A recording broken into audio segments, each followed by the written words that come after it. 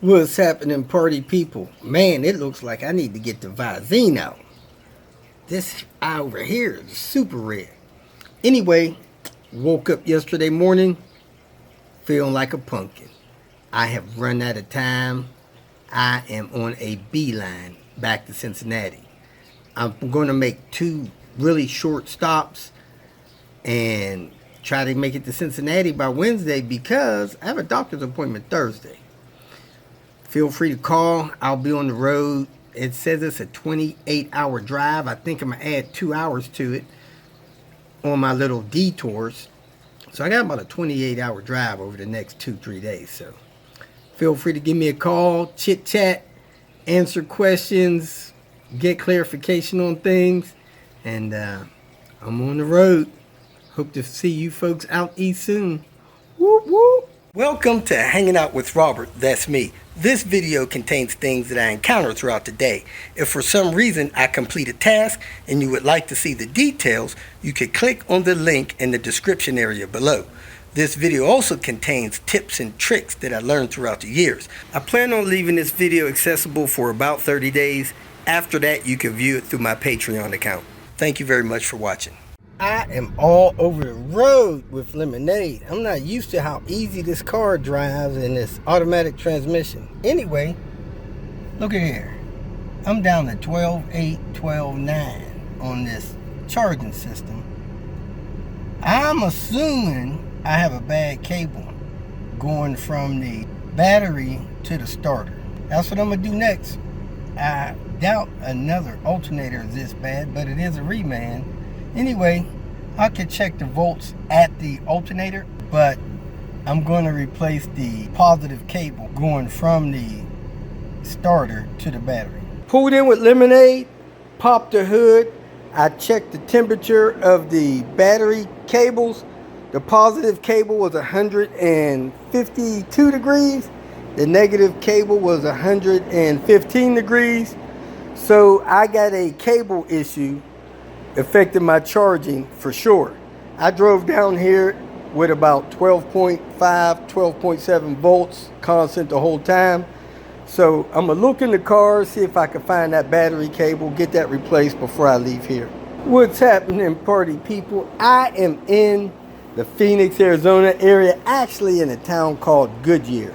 And my buddy Robert here would like for me to replace the AC compressor in this 2000 Saab 9.3.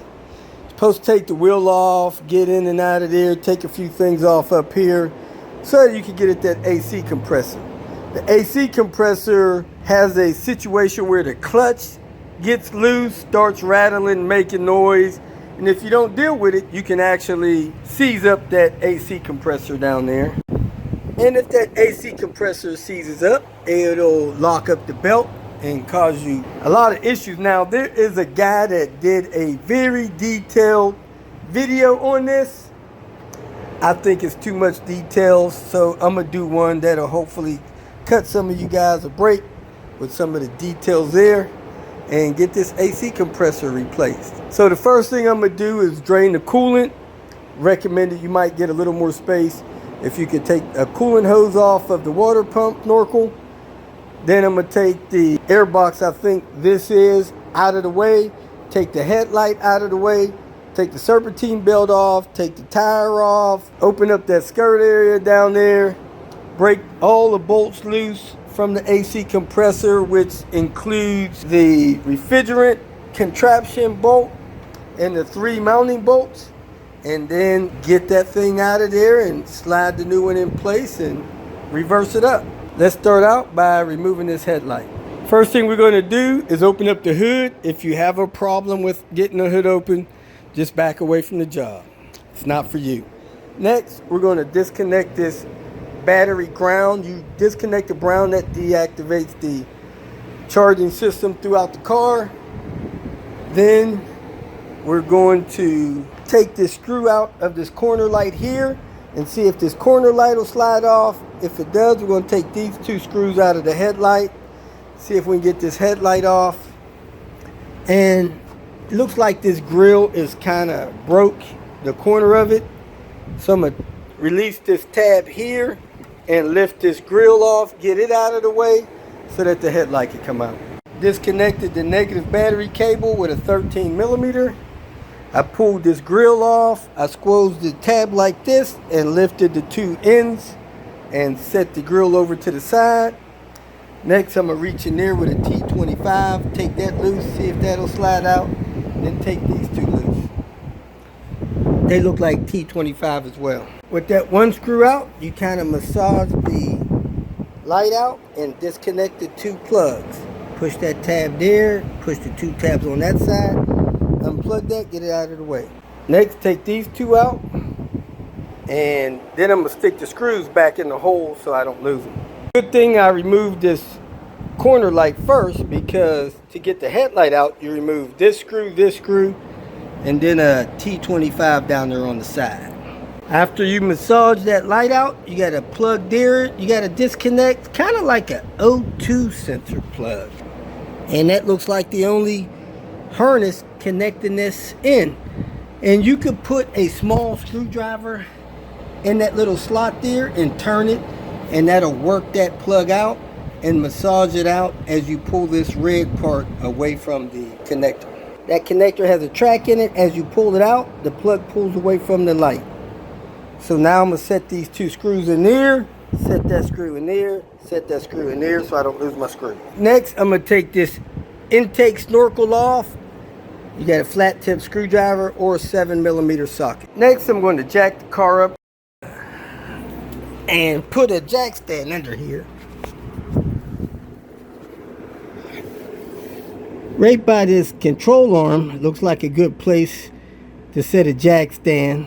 That subframe looks sturdy enough. You could jack it up here at the jacking point and get that jack stand under there. If you do not have an impact tool, you want to go ahead and break these lug nuts loose before you jack the car. That'll make it easier for you.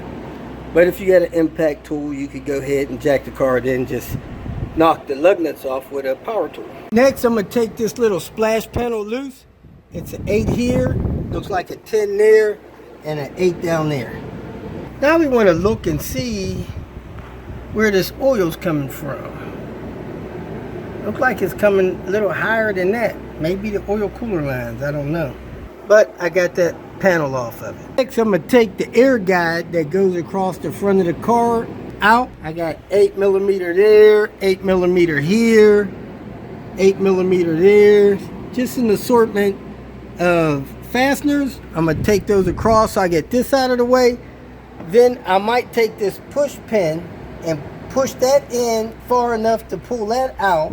Then take that little nut thing off of there. That way I can pull this fender lining back and access the AC compressor up there a little easier. Well, that was kind of nice. This thing is actually split in two pieces. You could take one half off and the other half off. I'm going to take the other half off too, because I'm looking for the radiator coolant drain, because I want to drain the radiator. If you feel that this information was useful, please like it and share it with your social media friends. You can subscribe to my channel so that you will get notifications of future videos that I post. You can follow me on Twitter, and if you need to contact me directly, please visit my website. And if you have any questions, leave them below, and someone or myself will reply to them. Again, thank you very much for watching.